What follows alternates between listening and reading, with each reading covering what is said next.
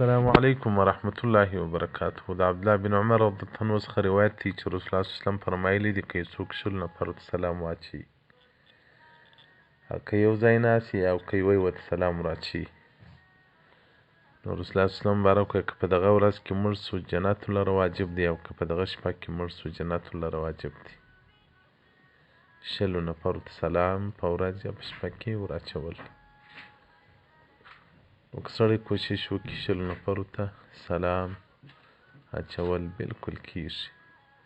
که سړی کور ته راځي سلام ووایي، چې دوه درې واره په ورځ کې کور ته راسي ووځي، دغه رنګه ښځې سلام ووایي، شل نفره پوره کېږي. نو یو اسانه عمل دی، ډېر ثواب دی، خو موږ ځینې محروم او بې نصیبه یو. او سلام هغه عبادت دی چې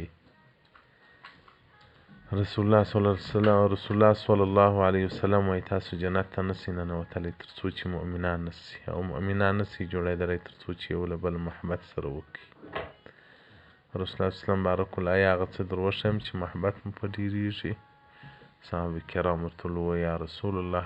رسول الله صلی الله علیه وسلم بارک الله یو له بله سلامونه ډېر سره وایست، السلام علیکم السلام علیکم. اوس خو له بده مرغه سلام زموږ په جامعه کې هغه ناولاده پلیز استعمالیږي، که ویډ استعمالیږي، خو باره یو انګریزي الفاظ دي، خو د انګریز اوس خلکو په زړو کې محبوب دي.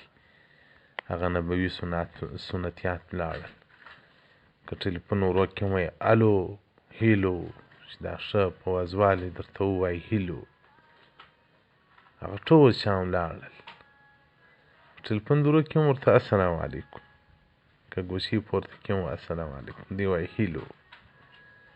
په دغه هیلو کې به مري، په دغه کې مو ژوند سو. دغه د یهودو د نصاراو ثقافت مو خوښ دی، په دغه قوم کې به په ورځ قیامت هم راپورته کېږي. دا ټرمپ ته که ډرم دی که څه بلا دي، د دغه سره به ملګري یاست، د ټرمپ او د جنتي سره څه. نبوي سنتیات په ژوند په ماحول کې راولئ. دی بس وای بیزي دی پلیز دی، دغه انګریزي د دې څه مې دونه بد کېږي. کفارو ژبه د کفار استعمالي. اوس مسلمانانو ته تر عربي هم ورتېره ده، تر خپله مورنۍ ژبه هم ورتېره ده، چې څنګه دی په انګریزي باندې ځان ښایسته کړي. په انګریزي که څوک ښایسته کېدل یهود به ښایسته سوي وای. حدیث رقم 12734 باب نمبر 14 صفحه 90 مجموع الزوائد جلد 8. والسلام علیکم ورحمة الله وبرکاته ومغفرته.